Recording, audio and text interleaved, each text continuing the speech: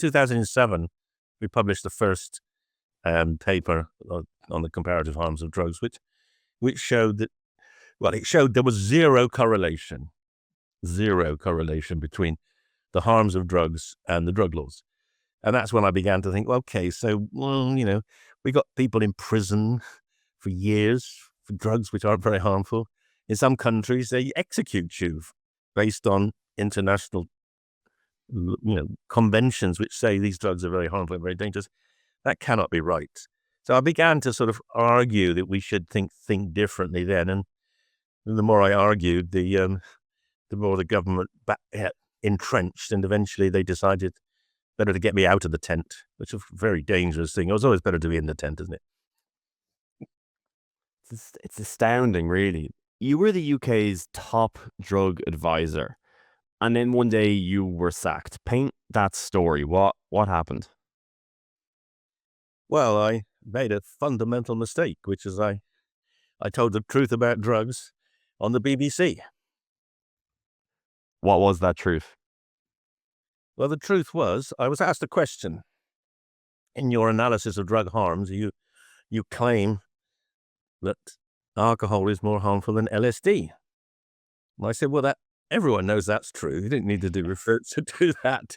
And the world went mad. I mean, I went from an interview on the Morning Today program. I went from that to doing about 12 interviews across all the world that day. Got on the front page of USA Today the next day. Friends from America saying, David, what are you doing? What are you doing? This is the end of you. And of course it was, as in that career as drugs advisor. Why was that so controversial? I have to assume that at that point, there was already substantial evidence that a lot of the illicit and banned drugs were not only not as harmful as they previously thought they were, but also that they had huge medical benefit. Is that the case? Well, there was evidence, but it was being actively suppressed, denied, resisted. I mean, what was that interesting? And I think the reason we're having this conversation is that my sacking was a convulsion, and because it forced an honest dialogue. Up to that point, no scientist had gone on to certainly the British media and told the truth about drugs. Because they kind of knew if they did, it would be a disaster for them. But being much less skillful at avoiding direct questions and actually at that point thinking this is just ridiculous, always skirting around the truth, I thought, no, just tell it as it is. And, in hindsight, the ones that didn't get their jobs, they got knighthoods and things. But at least, I got a bit of public accolade anyway. And I'm now on your program. So, it was worth it. It all came to this moment right now. This is why it was worth it for you. But in all due seriousness, though, you have to be quite satisfied with what I think is a cultural revolution that you started. Like, maybe a public sacking is exactly what was needed, and somebody unfortunately needed to be put on the chopping block. But in your books, the just insane level of corruption that we will get into that was being covered up and was being swept under the rug, and it was all kind of unearthed because of this. So there must be, you must think of that as a positive. Oh, absolutely. I didn't set out to become a martyr, but actually in hindsight, it worked quite well. And largely because there was such hysteria about it. People got interested. Up to that point, people have said, well, there's these crazy kind of odd hippies and odd, eccentrics that kind of think, drugs can be useful. But sure, we all know the drugs are dangerous and those are harmful. So, let's just go along with the status quo. And then suddenly people say, well, hang on, maybe the status quo isn't so. If the chief advisor's telling you the status quo is wrong, maybe he's right. So it began a discussion which has, persisted. And I think it's opened doors. It's helped open the medical cannabis door. It's opened legalization of cannabis in many countries, legalization of mushrooms in some states and in some countries. Yeah, it's begun a process of what you might call a kind of open, honest dialogue about drug harms and drug benefits, which we never had before. Absolutely. When do you think was the first moment that you realized the UK government was making policy decisions on drugs based on politics and not scientific evidence? Probably um, when I when I was asked to take on this job as the sort of senior scientific advisor. I wasn't the chair at that time. I was asked to take on the job as the chair of the scientific committee of the ACMD in about 2000. And I said, well, I'm kind of interested in that because I know quite a lot about drugs. And I actually, at that time, thought drug policy was probably, at least partly, scientific.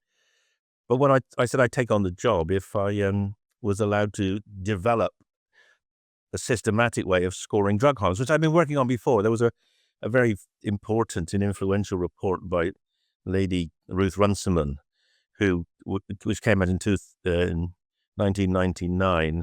And it came out about the same time as the House of Lords report on medical cannabis, which I gave evidence to. And I was the sort of chief doctor on the Runciman report. And in order to think objectively about drug harms, I developed a 9-point scale of harm, which showed, at the very least, that cannabis shouldn't be a Class A drug, as some forms of it were then. And when I was asked to join the government committee, I said, I will do that if we can use my 9-point scale of harm to look at drug harms. And the reason I said that was because they said, we'd like you to join, and would you like to come along to a committee meeting just to see how it goes, see if you feel you could join this committee?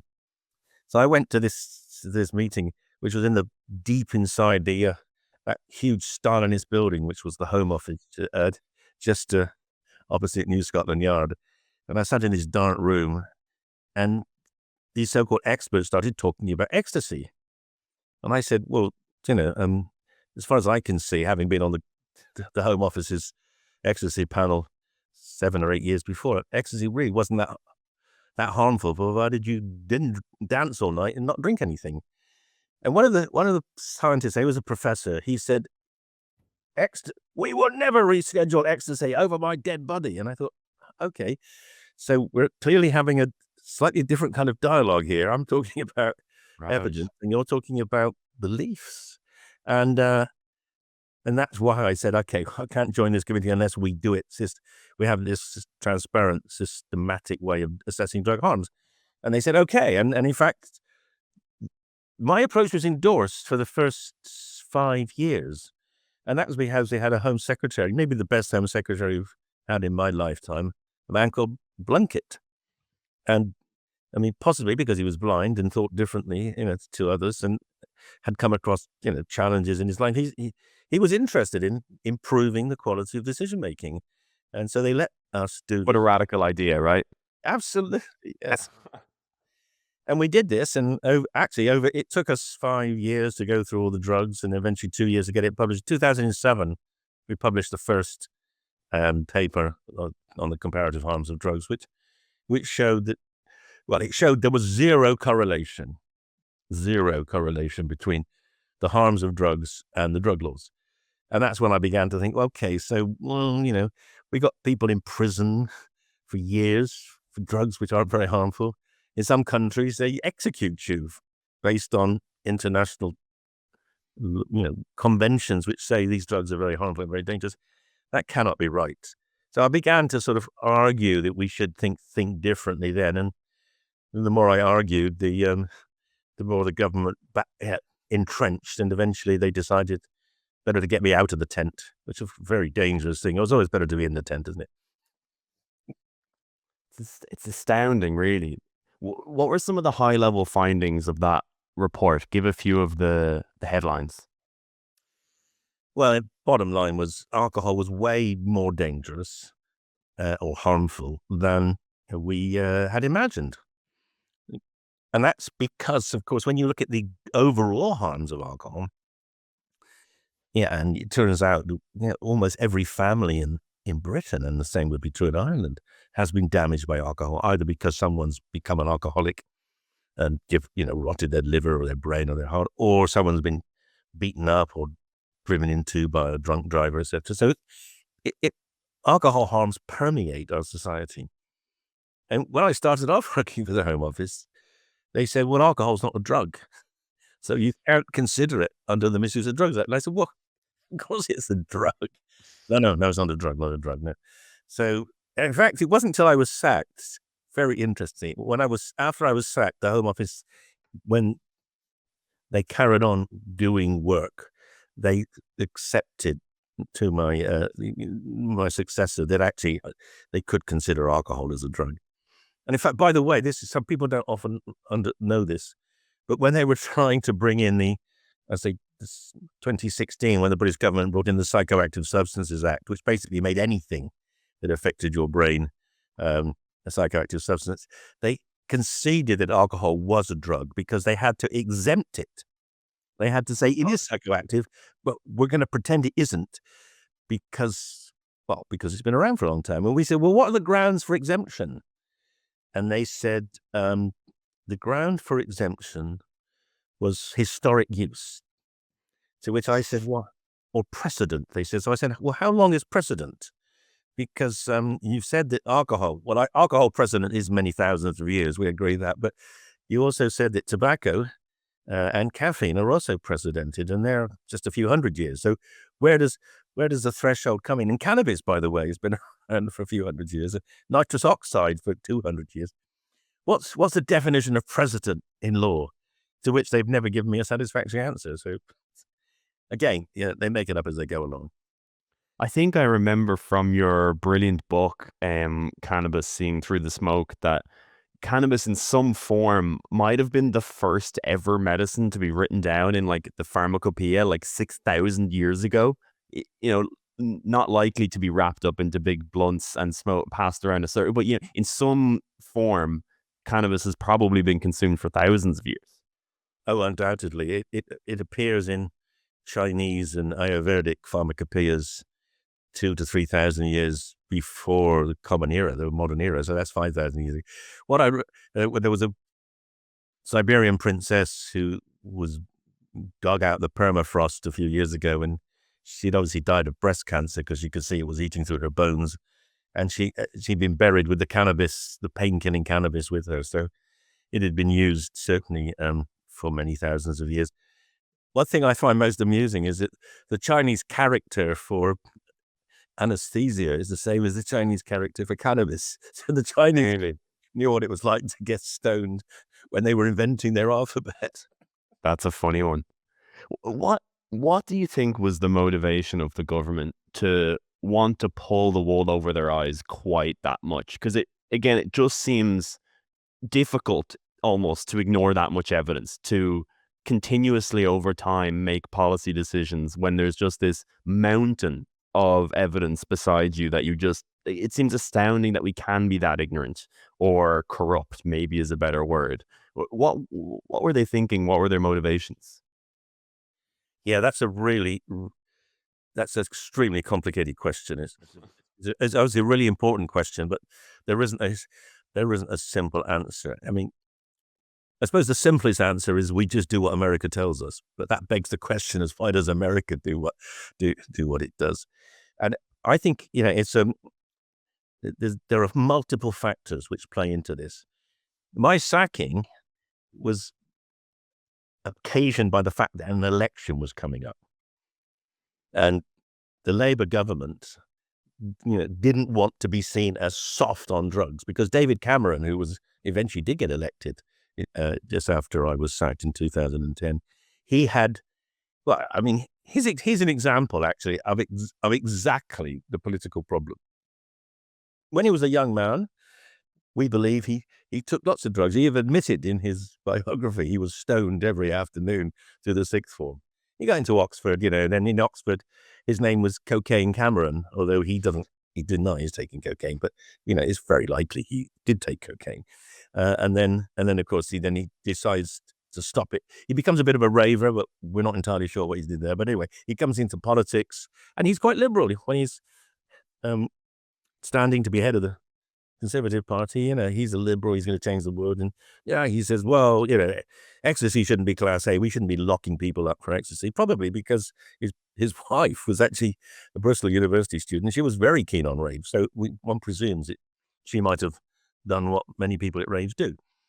And then the day after, and of course, in my position, you monitor those statements very carefully. And the day after he became head of the Tory party, he said, oh, I got it wrong.